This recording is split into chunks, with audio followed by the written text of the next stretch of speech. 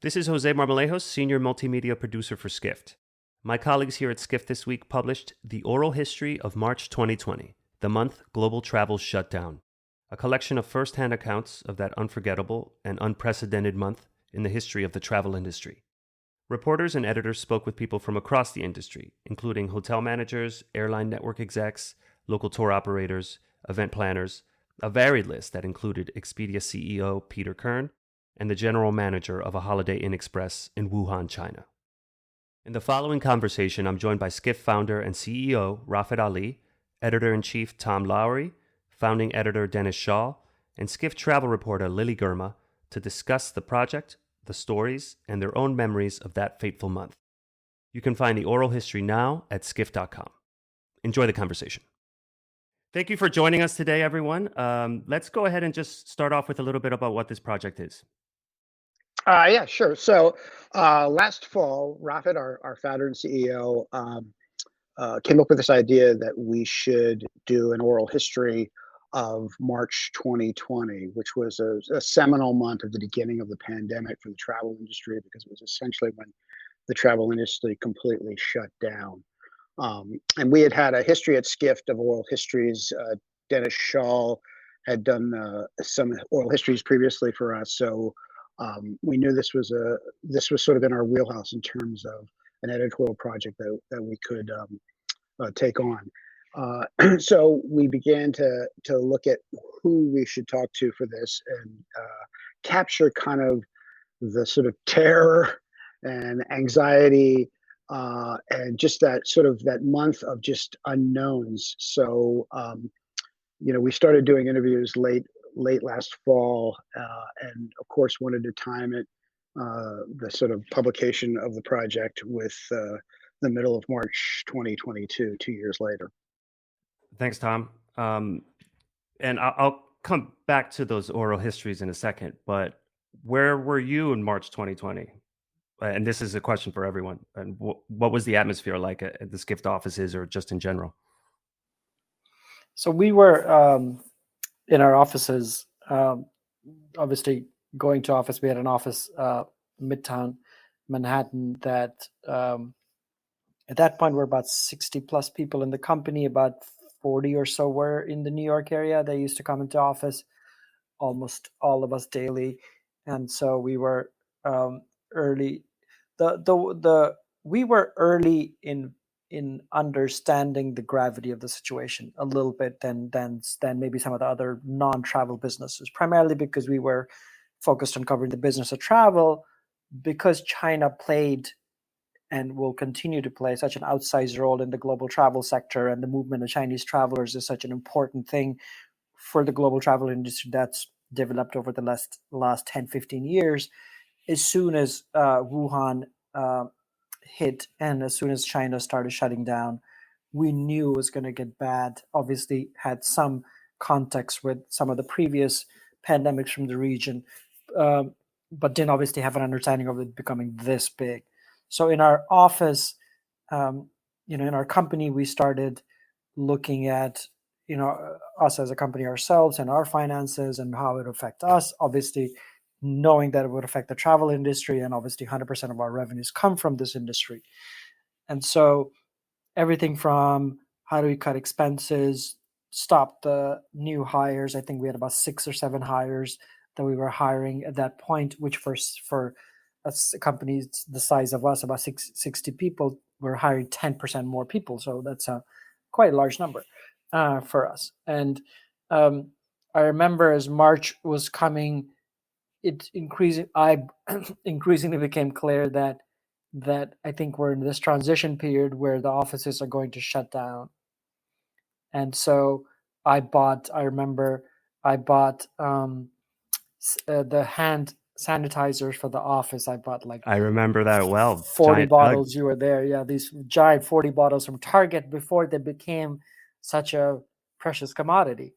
And guess what? I still have like 25 of those sitting in my house because we haven't used them. And as I think people realized later in science, more science came out that it's not, you don't really get COVID from touched surfaces in general as much as you would get from human to human contact. So some of those things we did in our office, try to figure out, and we thought we were going to be gone for a bit and then come back at some point. Obviously that notion also changed pretty quickly as well. So there was a sense of panic as much as, there was panic everywhere else. The one place where we knew we were not going to panic and sort of learned along the way, and Tom will talk more about this, and Dennis will talk more about this, is editorial, because we knew this was pretty quickly, we realized this was going to be the story of our lifetimes, or at least in our industry, this was going to be the story of our lifetimes. And so we pretty quickly adjusted to that. So Tom and Dennis, who were there then, and Lily, who joined later, if you want to talk about that. Sure. So, I mean, it's, the big story is the big story for journalists, and that's why we do what we do. And we just reacted. We just went into sort of a focused mode to cover the stories. I had also that month had 2 new hires start on the same day. Our corporate travel editor, who was then based in London, Matt Parsons, and Cameron Sperance, who is our hospitality hotels reporter, based in Boston, started on the same day. So I was dealing with 2 new reporters going into the thick of this larger story. Lily joined us later, so there, who's on the podcast with us today. So, but again, this was just sort of like an automatic instinct for us just to put our heads down and start figuring out what the important stories were that we needed to tell, because the travel industry really was sort of caught off guard and seeking answers. And we felt like that's what we do. We're there to provide information analysis. Dennis, can you elaborate a little bit? Yeah, I was just going to say that even though the travel industry shut down, we were busier than ever covering that shutdown as companies maneuvered to raise money and they laid off employees and everyone was, just trying to figure out what to do. Right. So we really did. And our last day in the office was, I remember distinctly, was Thursday, March 11th, which was the day that it was declared a global pandemic. I think there was a decision made on Rafat's part and some of the other senior leadership to close the office down and have everyone start to work from home, which for Skift was not a big shift, because we had, we were, I think, prior to the pandemic, we were probably 50-60% remote anyway. So unlike other companies that really had to adapt to working remotely, it was not a big deal for us. And we'd been on Zoom prior to when Zoom became a household name. So that was not an issue for us going forward. Lily, you're in the oral history, and I learned something about you from reading it this morning, as a matter of fact. So tell us where you were in March 2020. Sure. I was actually in Ethiopia, and I had planned this dream trip back home to my birthplace. I hadn't been back in 19 years. And I think, I was in sort of denial, because I remember that when I landed in Addis, in the capital, I remember seeing airport staff in full PPE gear already, and pulling travelers aside and asking questions. And I remember thinking oh, this is strange. Is it that serious? And then just kind of blocking it out and going on my tour of northern Ethiopia. And I think it was about, 10 days in. This is supposed to be a 3-week trip. And 10 days in, after the news and all that, I realized, okay, maybe I should cut my trip short, because the possibility I could get stuck here. And so, it's an experience that I think it's so emotional on many levels. So I cut my tour, and I went to catch an earlier flight, and I was literally about to board my plane when I got the call from my husband that the Dominican Republic was shutting its borders, and I was on my way back. And I was basically too late by 12 hours, maybe 14 hours. And I had no way to figure out what I would do next. I was about to board this 15-hour nonstop flight on Ethiopian Airlines. And I was stuck for 15 hours thinking, just, all sorts of thoughts in my head about what's next. What am I going to do? I'm going to reroute my flight. I got to book a hotel. I got to call my parents. Like, it was just pretty insane. I wasn't even thinking about work at that point. I was a consumer travel journalist. So I wasn't even thinking about how that would impact my work yet, Yeah. And I also distinctly remember JFK being a complete ghost town. You ended up in a situation like a lot of folks, stranded with your parents. Yes. I'm very fortunate that I had my parents to go to. I know folks who didn't have anyone and they were just stuck in the middle of nowhere. But at least I stayed with my parents for like 3 months, which I hadn't done since like, I don't know. I don't remember the last time. One of the things we were covering early on was the customer service crush. And the crush is probably, whatever the biggest phrase you can come up with is underplaying it, because imagine millions and millions and millions of people around the world trying to change, cancel, get refunds. We went through it ourselves as a company. We were, end of March, we had Skift Forum Europe in Madrid, and we had already, I think most of us who were going had booked our tickets, so we had to get our refunds ourselves. We had a company retreat plan in Puerto Rico. Bunch of us had already booked flights for that as well. We're about to sign the hotel. So the big, and it's reflected in the oral history. One of the big lessons that I think the travel industry learned is, travel industry has for decades talked about resilience, and the reality is it's not resilient. It is the softest of softest underbellies of all industries, I would say, in all of business. Is that because of interdependence? It is because of, exactly, that's a great point. It's just because of how it's structured and how it's used by leaders and politicians as a way to open or close, or anytime any of the political agendas or geopolitical agendas come in, travel is either the first to be sacrificed or open. Typically, it's always moves in the wrong direction most of the times. In this case, obviously, it was necessary to close travel for all the reasons that we've covered for, at this point, 3.5 years. But the other thing that got exposed is how understaffed and under tech, how little tech utilization in general is there for customer service. A lot of people to do it themselves. Like DIY customer service has taken over in a lot of other industries, or at least is in advanced phases. In travel, hasn't been, just because the dollar amounts are higher and the tech is antiquated. This is obviously a broad general statement, but all of us covered this. Dennis, I don't know if you remember any instances of stories that you wrote on online travel, because the OTAs were hammered. I remember back then. Right. Yeah, this is Dennis. So, the OTAs were hammered. Airbnb refunded guests unilaterally and left their hosts pretty much high and dry. They all went out and they raised money. Expedia raised a couple of billion. Airbnb Dennis, talk a little. One of the people that we talked to for this oral history is Peter Kern, who is now the CEO of Expedia, who I believe was a vice chairman at the time in March 2020. Can you talk a little bit about what Peter told you about his experiences in March, Dennis? I think it's illuminating. Yeah, one of the things is the labor-intensive nature of trying to raise money. Like you think, you call up the bankers, you do some deals. It takes a couple of weeks. It was an exhaustive process, according to him. But one of the things there's so many takeaways from this oral history. There was indeed some flexibility in business models, and I think one of the lessons is that in financial engineering won the day. So I really liked what Leanie Oberg of Marriott, the Marriott CFO, said in this oral history. She said, I know our model really well, and it's an extraordinarily resilient model with a lot of flexibility.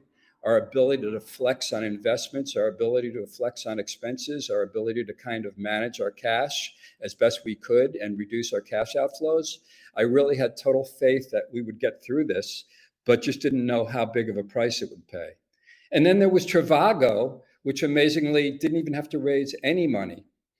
And then regarding flexibility, Airbnb was among the most flexible, switching faster than anyone to emphasizing long-term stays, much faster than some of their competitors did. Right. I still think one of the things that we wanted to capture in this oral history is sort of the personal nature for the people in the travel industry. And if our audience reads this oral history, they'll see some candor that maybe they don't see in our day-to-day coverage from executives and other workers in the travel industry expressing their fears and anxieties. And it just has a very personal feel to it, which I think captures that month perfectly. I want to back up a little bit. You mentioned some of the other oral histories that Skift has done in online travel and boutique hotels. Rafat, you mentioned it in your introduction. Obviously, this is an important topic and one that needs to be discussed. But why now? Why so close to the event? These other oral histories are happening usually years or decades later.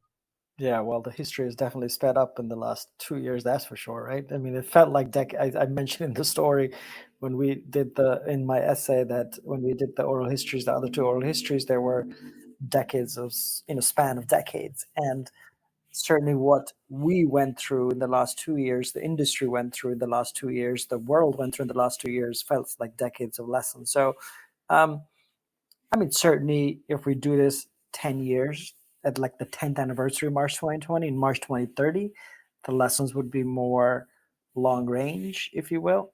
The lessons now are important because we're just coming out of the pandemic. And Lily, you've written a lot about this in terms of let's not forget the lessons of what the last 2 years brought, and let's carry that for this, particularly during the tourism industry. When Dennis, you were talking about how these larger companies were resilient, but I bet if you speak to anybody else outside of the larger companies, so much of pain that destinations went through, they would not call themselves resilient at all. And so it's interesting how much there's a bifurcation that we all knew. It just sort of got exposed in so many ways. Vaccine equity that Lily has written extensively about over the last 2 years, certainly over the last year. And so all of these things that there was the large companies and then there was the rest of them. Right. And I just think that travel in March 2022 is ready to take off. We're seeing recovery, we're seeing signs of recovery, and everyone's ready to just kind of move forward. But I think it's important to have this pause and kind of look back and recount the history just to remind ourselves. I mean, on the calendar, it's 2 years, but it's certainly for a lot of people in the industry, there's been so much packed in those 2 years that it feels like 10, 15 years. So I think it's important to pause and kind of look at this and what Rafat said, remind ourselves of how we need to change and how we need to be better. Lily, I think you could probably talk to the impact on destinations because like Rafat said, I mean, we talked about it at the beginning of this, who would emerge stronger? And like you mentioned, Rafat, the big companies with the connections, they raise money, but Lily, like the destinations and tourism business were hammered, right? Yeah, I think what's been interesting for me to see is just, as Rafat was saying, there's this let's build back better thought that emerged immediately after, the pandemic during that pause. And then it's continued to grow, over the last year and a half. And so it's really amazing to see a lot of the destinations that are now confronting the issues that they, that had been pushed aside, such as, obviously climate change, sustainability. What does it even mean to have tourism in your community? How is it impacting your community? We're seeing tourism boards that are running, sentiment surveys and focus groups for the first time ever, which is pretty incredible when you think about it, how long they've been having, huge volumes of visitors. And so that's stayed on and that's continued, which I think is pretty impressive, and particularly from the US side, Canada, and European destinations. And so the conversation has continued. And now I feel like we're at another sort of turning point where it's now about action and accountability and, an even more focused look at, okay, now who's been doing something about this, so it's another really important moment I think we're about to begin, especially with everything that's going on around the world and instability, uncertainty. I feel like the destinations are embracing that now, beginning to realize it's never going to feel the same again, but then how do we move forward from here? So it's noted in this oral history and has been noted many times. Scott Kirby was one of the first major travel executives to sort of ring the alarm bells about the pandemic. Did it on March 5th in front of the U.S. Chamber of Commerce, almost 2 weeks before we started shutting down here in the West. How did he get it right? And what did you think when you heard him say that on March 5th? Well, I guess United has business in China. I don't recall his, what I thought when he said that on March 5th. But, so businesses that were exposed to China tended to have, early warning signals. Like, for example, in the oral history, I like what Mark Cuscieri, VP at Global Business Travel Association, said. I mean, everyone was pretty much in a state of disbelief. So he said, when this all kicked off in Asia, at the time we thought, okay, they tend to have more dramatic situations in that region, like typhoons. I was getting involved in supporting my team in the region, and then we didn't dismiss it. We thought it's regional. It's not going to go further. So, I mean, like we've said before, if there's one lesson from this pandemic is that we live in a very, very, very connected world, whether it's COVID or the Ukraine or whatever. Right. And I think Kirby, the CEO of United, was trying to manage expectations early on in terms of his investors and shareholders and so forth and analysts in Wall Street. Unlike maybe some of his competitors, I think he wanted to get in front of it and manage those expectations downward in case there might be some surprises come April or May, and what maybe he thought was going to be a faster recovery from this, which of course it didn't happen. So I've heard a few times in this answer, and even with the answer to why Skift anticipated this maybe ahead of some other folks, and it was a connection to China and Asia Pacific, and having had those experiences with SARS, avian flu, etc. Does that seem fair? Yeah, we early on, I remember Tom and I talking, because I went up to his desk. This was still in the office, and early on saying that I don't think we should do too much comparison between what's happening now and SARS or avian flu and others. Only or like the 2008 financial crisis, Right. which obviously was worldwide for most part. Right. But early on, we did some stories on, like, I know our research groups did some research report early on comparing those two, but pretty quickly, and the travel industry and the oral history reflects it, realized that none of the previous crises are good comparisons, just because they're going to pale in comparison.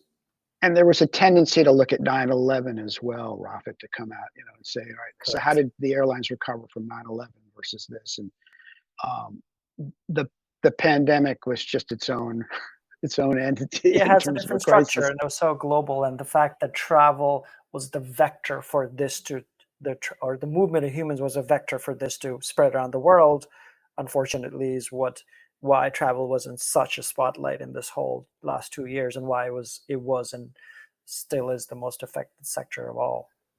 And the truth is that the travel industry, recovered much faster after the financial crisis. This is a much more prolonged journey, and who knows where it goes from here. And there's no linearity in it, right? Because now Hong Kong is having the worst outbreak. Right. China is having such a bad outbreak, or at least putting the restrictions on. So there's no linearity in anything. And that's the I also think what's interesting is that, and Rafat's been saying this since he created Skift, that the travel industry is a bellwether for the global the global economy and global business, that what happens first usually happens with travel. And it's just been interesting to see how true that is with this pandemic, how much we can learn from travel's challenges, failures, and some successes during the pandemic, and how that is reflected in sort of the larger economy and other larger corporations. Travel as the canary in the coal mine. I like that. So I'll give everyone a chance here to maybe end on a positive note. Do we see any truly positive lessons? I don't know, outcomes from the pandemic? What do we have to look forward to, etc.? While everybody else is putting on the thinking cap. Obviously, a lot of I think good lessons. Whether they're implemented is another thing, but as I think Lily said, just this awareness, particularly at the local level, of why neighborhoods are important. Why, if you take out a slightly larger area, why then local regions, why domestic tourism, why small business is important to, in this case, travel. And we've said this all along, is like the one thing that did save many parts of the travel industry in different parts of the world, particularly the US, is just the resurgence of domestic travel.